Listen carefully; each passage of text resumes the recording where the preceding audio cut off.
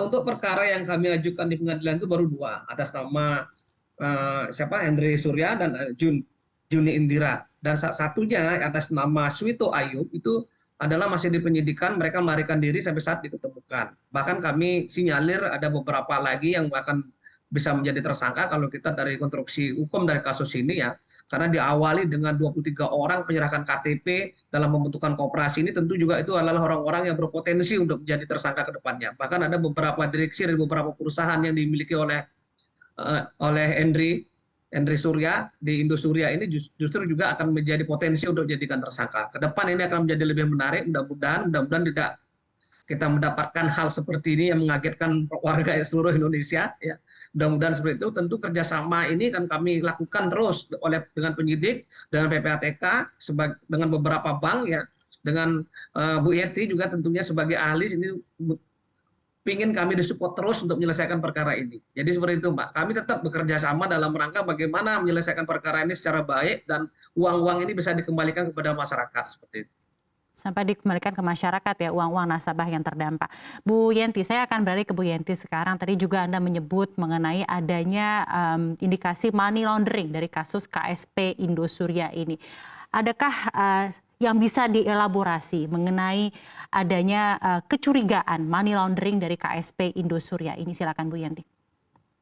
Kayak begini kan, dari ini kan proses sudah panjang nih sampai dari pengadilan ya, mulai dari penyidikan dan sebagainya, mengumpulkan bukti, alat bukti mulai saksi, keterangan dan keterangan ahli, kemudian surat dan sebagainya sudah ada ya, dan itu sudah ada yang menyatakan bahkan korban-korban itu betul sampai disampaikan Pak Ketut tadi, korban-korban itu ada banyak yang tidak tahu kalau ini koperasi gitu kan, karena itu adalah investasi.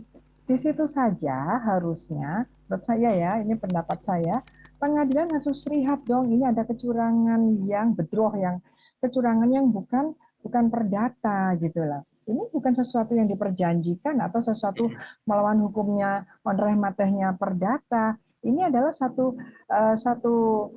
kondisi yang membuat orang teriming-iming untuk menyetorkan uangnya dikarenakan kondisi real yang tidak sama. Itulah yang namanya penipuan.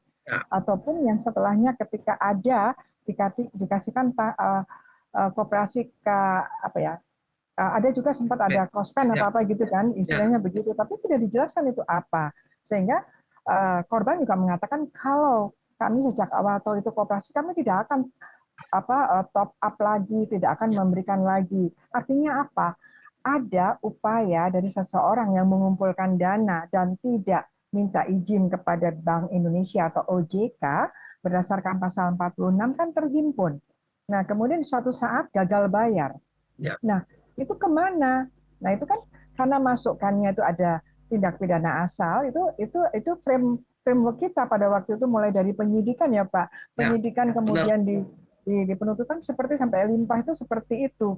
Dan kemudian itu tidak ada. Nah, tidak adanya itu kemanapun dengan perbuatan apapun itulah tindak pidana pencucian uang gitu. Jadi memang patokannya satu, tindak pidana pencucian adalah double crimes, yaitu harus ada kejahatan asalnya, yaitu bagaimana bisa menghimpun dana kepada masyarakat.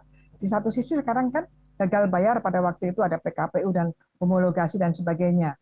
Itu sebabnya apa? Tetapi pada waktu penghimpunannya sendiri ternyata orang-orang itu korban itu dirugikan karena mereka tidak sesuai waktu mereka menyetorkan itu data yang mereka terima sehingga mereka mau menyetorkan itu tidak sesuai. Nah, itu menurut saya sudah ada kejahatan asal. Nah, setelah itu masuk yang minimal yang belakangan ini belakangan 16 triliun. Kalau 2000 mulai 2000 berapa? 2012 ya. Nah, itu kan 106 triliun ya, Pak ya. Ya, betul, Pak. Itu kan pasti ada yang belum dilihat, dan itu potensi untuk diangkat lagi tidak nebis in idem karena memang objeknya beda meskipun mungkin orangnya sama pelakunya, itu tidak nebis in idem. Nah, itu berarti menurut kan ini udah panjang sekali ya, sehingga ya memang putusan pada akhirnya pada hakim, tapi kan kita hormati dalam artian oh iya ini putusan dari pengadilan, tetapi untuk bahwa kita apresiasi dengan putusan, tunggu dulu kita bisa eksaminasi dan sebagainya kan gitu. Nah, sekarang apa dong jawabannya? Ini korban 23.000 kehilangan uang itu kemana? Nah, kemanapun itu adalah TPPU. Dan mungkin Pak Ketut kita harus kejar lagi bukan hanya 3-4 saja, tapi yang 5 yang menerima itu. Jangan sampai uang-uang itu bukan lagi di yang mengalirkan, tapi sudah di pihak lain yang menerima aliran, berarti pasal 5. Meskipun kasusnya sama ini, tetapi orang itu ada pihak yang belum kena pasal 5, itu juga tidak nebis in idem. Kan pasalnya berbeda. Dan itu penting sekali untuk kita tahu sebetulnya uang nasabah. Jadi bingung karena dulu bilangnya nasabah ya, uang anggota atau nasabah yang kemudian dia jadi korban dan rugi itu di mana? Itu adalah mencarinya dengan TPPU. Begitu Mbak Safrina.